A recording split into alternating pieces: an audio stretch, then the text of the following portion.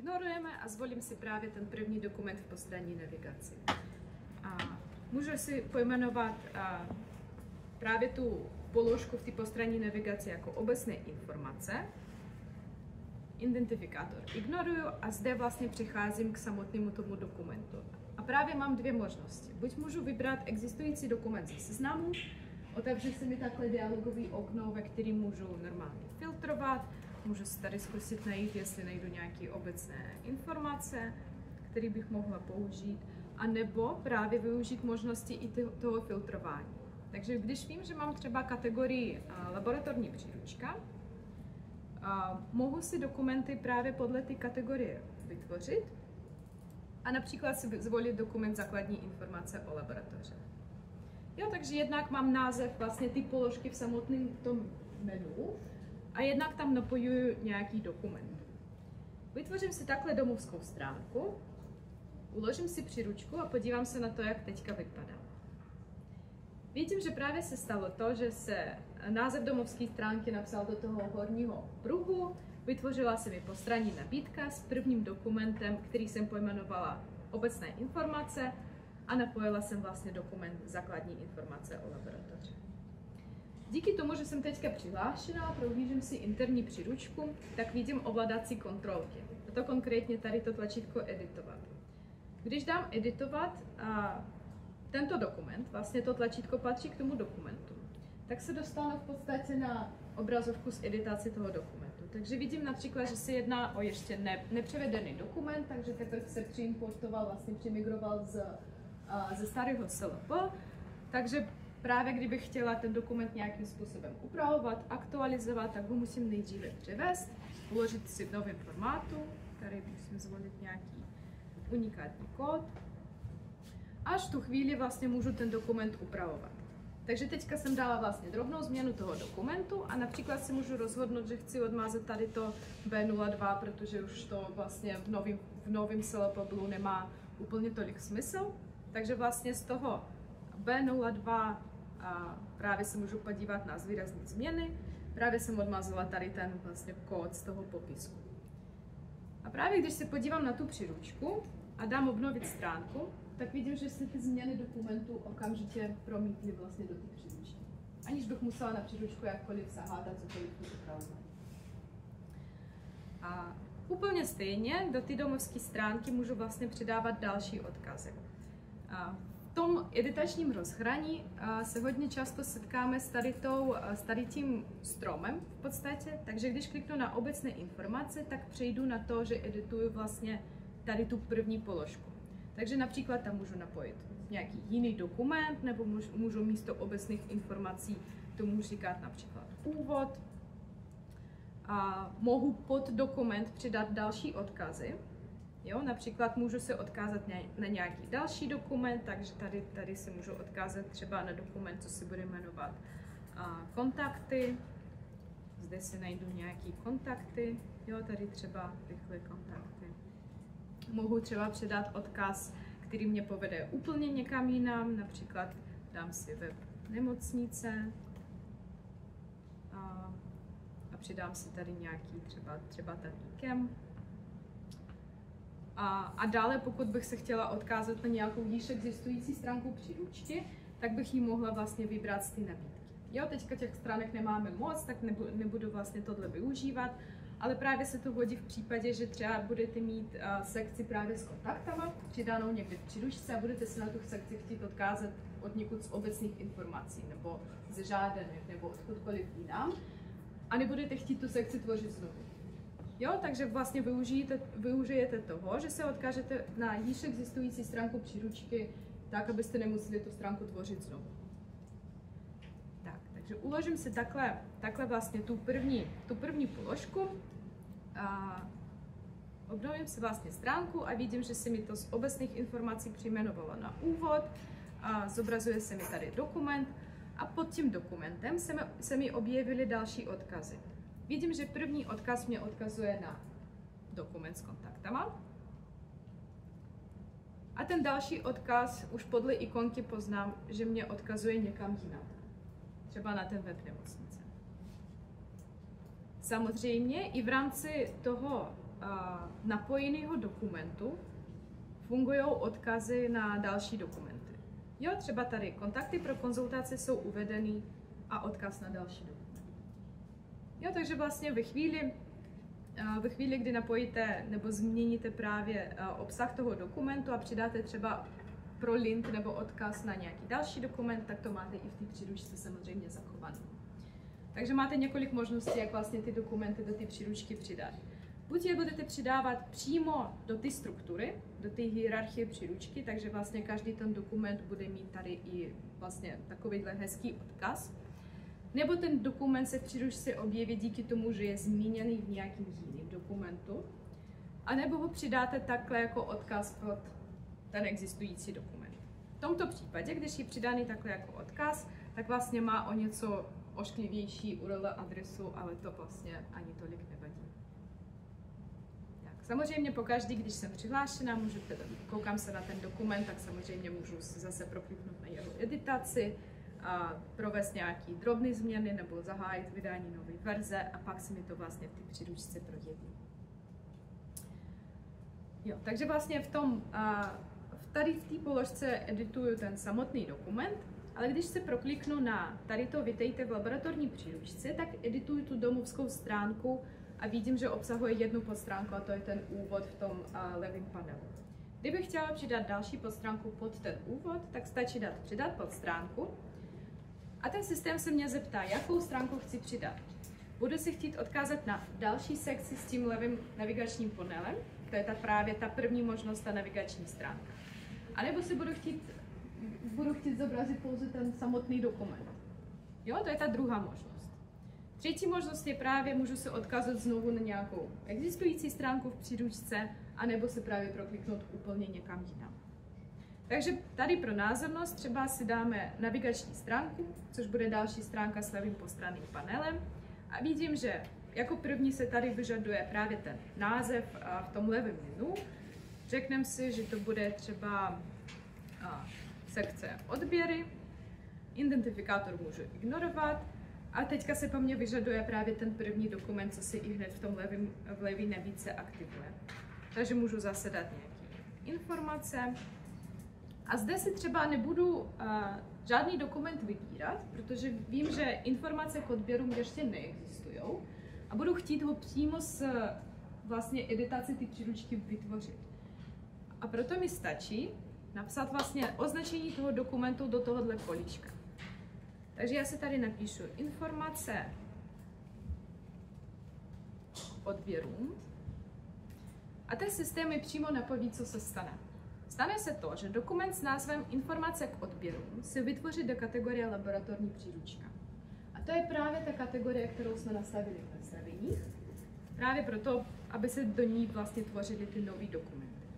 Ve chvíli, kdy přidám podstránku, vidíte, že vlastně vznikla další sekce s další postranní nabídkou, takže se to zanořilo ještě o pár úrovní dál.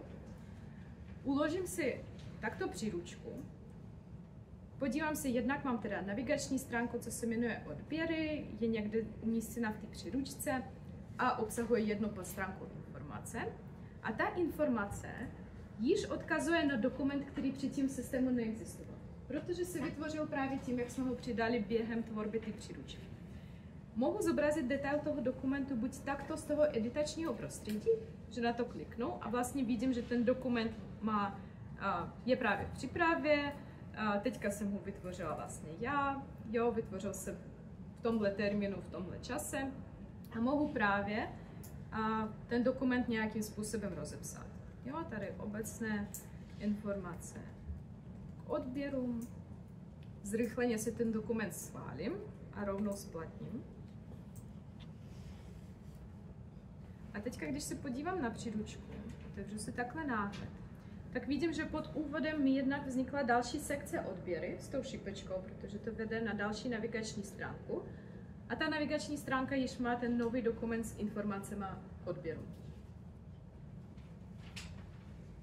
A úplně stejně jsem mohla přidávat pod ten úvod například samotný dokument. Jo, dám si zobrazení dokumentu a řeknu, že se bude jednat o dokument kontakty, napojím si tady nějaké kontakty. Jo, třeba tady nějaký jiný dokument.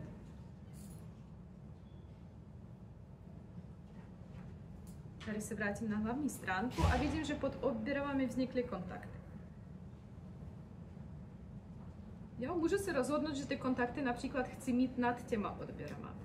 A to mi stačí vlastně využít tady ty možnosti pořadí stránky, podstránky a posunout si ty kontakty jenom nahoru.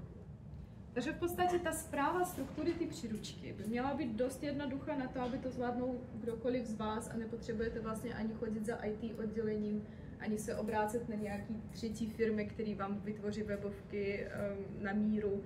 V podstatě máte to všechno pod svojí kontrolou a myslím si, že je to dost jakoby jednoduchý na to vlastně ty dokumenty mezi sebou pospojovat. Takže teďka jsme vlastně furt byli v té první záložce domovská stránka a úplně stejný princip platí pro horní nabídku. Takže mám nějaký vlastně horní prvek nebo nadřazený prvek horní nabídka a přidávám do té horní nabídky podstránky. Jako první podstránku si můžu vytvořit například navigační stránku, zase s podstraním menu a pojmenuji si ji pro pacienty. Jo, a jako první stránku si vytvořím nějaký úvod, vytvořím si nový dokument úvod pro pacienty, přidám podstránku. Budu hned vědět, že další položkou v horní nabídce bude další sekce a to bude sekce pro odbornost. A zase si vytvořím jako první dokument a bude to nějaký úvod pro odbornost. Jo, a takhle vlastně díky tomu, že ty dokumenty můžu tvořit nově v rámci toho editoru, tak mi to vlastně hrozně moc šetří čas, protože si rovnou vlastně ty dokumenty povytvořím, vytvoří se mi do té kategorie, kterou jsem zvolila na začátku a pak ty dokumenty postupně zpracovávám a upravuju s tím, že už se mi vlastně do ty příručky zařadili, už nějakým způsobem tam žijou a jenom pracuju vlastně nad jejich obsahem. Jo, když se tu příručku uložím, tak se můžeme podívat na to, jak to teďka vypadá. A právě vidím, že mi vznikly dvě sekce pro pacienty. A vidím, že to správně píše, že ten dokument nemá žádnou platnou verzi. Právě proto, že se právě připravuje, že jo? Takže když si tady to vlastně zrychleně schválíme a obnovíme si tady stránku, tak vidíme, že ten dokument už vlastně jakoby je prázdný, ale už má nějakou platnou verzi. Úplně stejně to vypadá v sekci pro odbornost. Teďka například budu chtít do horní nabídky přidat sekci kontakty, kterou již mám zařazenou v postranním panelu. A to je právě ten typ podstránky, odkaz na jinou stránku příručky. Jo, takže tady si ji pojmenuji kontakty. A zde si můžu vybrat právě ty kontakty, které jsou už v té příručce vytvořeny. A už odkazují na nějaký dokument. Je to právě výhodný v tom, že ve chvíli, kdy budu se chtít odkázat na nějaký jiný dokument, tak mi stačí vlastně zeditovat jenom jednu stránku tady s těma kontaktama umístěnou, vytvořenou někde vlastně v tom postranním panelu. Takže tady se třeba změním a odkážu se na úplně nějaký jiný dokument. A tím se mi to vlastně projeví všude, kde se na tyhle kontakty odkazují. Jo, takže tady obnovím stránku, vidím, že mi vznikla sekce kontakty a vidím, že vlastně se odkazuje teďka na to lepení štítku pro virologii. Teďka jsme furt tvořili interní příručku, takže vlastně vidíme všechny platné metody, vidíme všechny sloupečky pro ty štítky, a vidíme všechny dokumenty. A ve chvíli, kdybych se do té příručky, za prvý se tu příručku označím jako hlavní, podívám se na tu její URL, takhle si ji vykopíruju.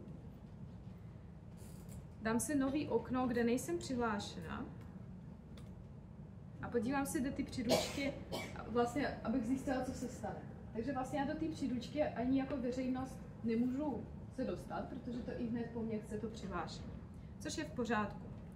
Ve chvíli, kdybych tuto příručku označila jako veřejnou, nechala bych tady připínač hlavní. Jo, a to byla tady ta příručka. Teďka to má tu hezkou URL s veřejná pomlčka příručka. Dám si nový anonymní okno a podívám se do ty příručky. Příručka se už načte, to po mně nechce přihlášení, ale nenačtou se dokumenty. A dokumenty se nenačtou z toho důvodu, že nejsou veřejné. Jo, takže teďka, kdyby jsme, právě vidíte, že třeba mi tady chybí odkaz i na ty kontakty, právě protože se odkazuje na dokument, který není veřejný. Ale mám tady odkaz na web nemocnice, protože proč bychom ho nezobrazili vlastně veřejnosti. Takže když se teďka vrátím do toho okna předtím a podívám se vlastně na tady ten první dokument, zedituju si ho a řeknu, že je dostupný pro veřejnost. Obnovím si tady stránku, kde nejsem přihlášena a vidím, že si mi ten dokument načte. Takže vlastně ta příručka to hlídá za vás. Že ve chvíli, i kdybyste náhodou přidali nějaký interní dokument do veřejné příručky, tak hlídáme vlastně to, že tuto informaci nikdy veřejnosti nezobrazíme. Tak, teď jsem hodně povídala, vůbec jsem nenechávala prostor na dotazy. Máte nějaký dotazy? Ano. Když založím ten dokument, který tam existuje, tak nemusí mít žádný kód, jenom název toho dokumentu. Jo, ten dokument se vlastně založí, podíváme se na to. Právě se podívám. Je to přesně tak, no. Dokumenty nemusí mít kód. Kód je jako volitelný parametr, ale když už je vyplníte, tak musí být unikátní. Ale jinak nemusí být vyplněný vůbec. Jo, stačí jenom to označení vlastně, jenom tady ten název.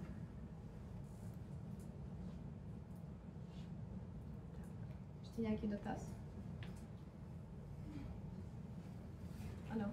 Tam je to se seznamováním pro zaměstnance laboratoře. Když se tam zmíní jenom něco málo, tak se jí podešle k seznámení jenom tak kapitola, která se změní, celá laboratorní příručka.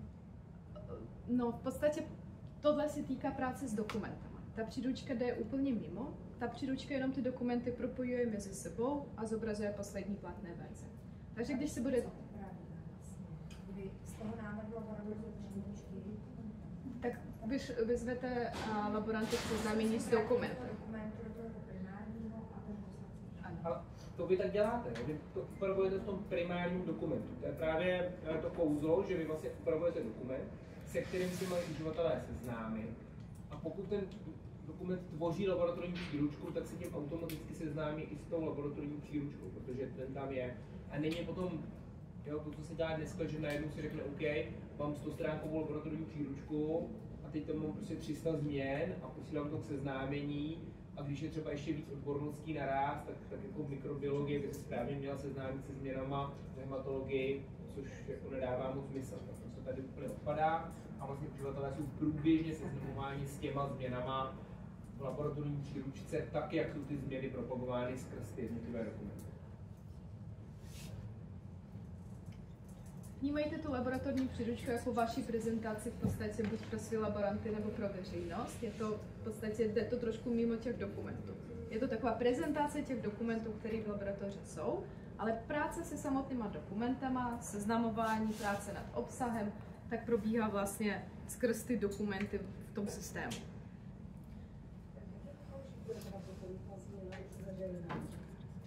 A tím, že se vlastně splatní ta verze. Jo, takže když tady mám nějaký rozpracovaný dokument v přípravě, já si ho převedu. Ve chvíli, kdy vlastně schválím dokument, nastavím si platnost třeba těch 0 dnů, aby i hned po schválení si mi dokument splatnil. 0 dnů je mi jasný. Jo. Ano, právě, když chcete delší, tak vlastně v tom průběhu nastavíte si 7 dnů mezi schválením a platnosti, tak po dobu těch 7 dnů se v příručce bude zobrazovat ta předchozí verze. Až uplyne těch 7 dnů, tak se vlastně zobrazí ta nová verze. Zobrazujeme vždycky poslední platnou verzi, ne schválenou. Takže laboratorní příručka jako celkově žádnou verzi nemá. Ne. Takže to je vlastně jenom jo, takže tam není žádná. Není. Že vlastně, když po vás audit bude chtít nějaké změny, tak vám stačí ukázat změny vlastně v historii toho dokumentu. To by šlo zobrazit s těma změnama? Nebo si to třeba i taky přepnout? A v té příručce právě ne. Ta příručka je taková jako hodně se k tomu přistupuje jako k ty webu. Jak jste se ptala na začátku, jestli to máme teda formou PDF dokumentu, tak máme, ale máme tam vyznačené změny od minulé verze, tak aby to právě bylo vidět, co se změnilo. To je možná docela dobrá připomínka, to bychom mohli pro tu interní příručku, protože asi veřejnost nepotřebuje vědět ty změny, ale pro tu interní příručku bychom mohli vlastně... A zase, že každý přihlášený uživatel se může podívat do toho detailu toho dokumentu a tam si ty změny může zobrazit. No. Takže každý uživatel, který má přístup do SLP, si může koukat a ty změny a veřejnost asi to vidět nepotřebuje. Jo, takže vždycky vlastně ty přihlášený laboranti tak uvidí nějaký vlastně proklik na ten detail a tady už mají ty změny zvýrazněny. Ale můžeme zvážit, jestli to nedat rovnou sem, jako by nebylo by to pro nás.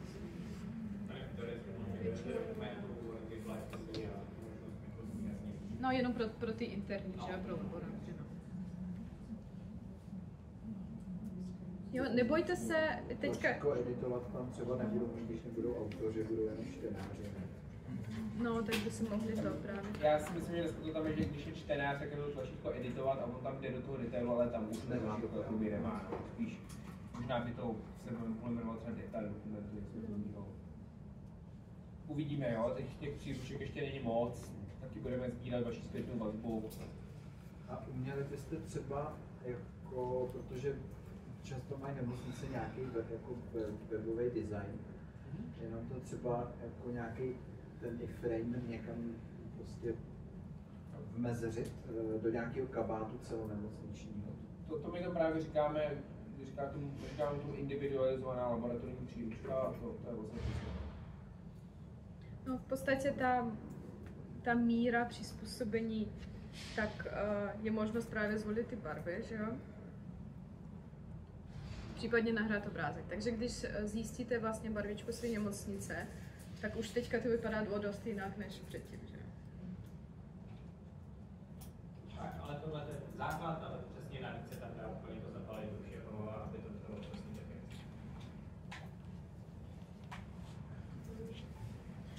Jo, a teďka, když budete vlastně tvořit svoje laboratorní příručky v rámci laboratoře, nebojte se s tím hrát. Protože vlastně tím, jak tvoříte tu příručku, tak neovlivňujete ty dokumenty. Takže i kdyby jste vytvořili příručku a nebyli byste s ní spokojení, tak můžete kdykoliv tu příručku odstranit a začít tvořit od znova. Jako tím vůbec neovlivníte žádný laboratorní dokument, je to v podstatě nástroj nad těma dokumentama, takže nebojte se s tím hrát, nebojte se tam něco udělat špatně, něco popřemísťovat. Když narazíte na nějakou chybku, nahlaste nám, ji my rádi upravíme, takže nebojte se toho. Tak a myslím, že jo, ještě mám 10 minut vlastně, tak ještě mám nějaký prostor na popovídání. A když ne, tak teda přidám slovo kolegovi.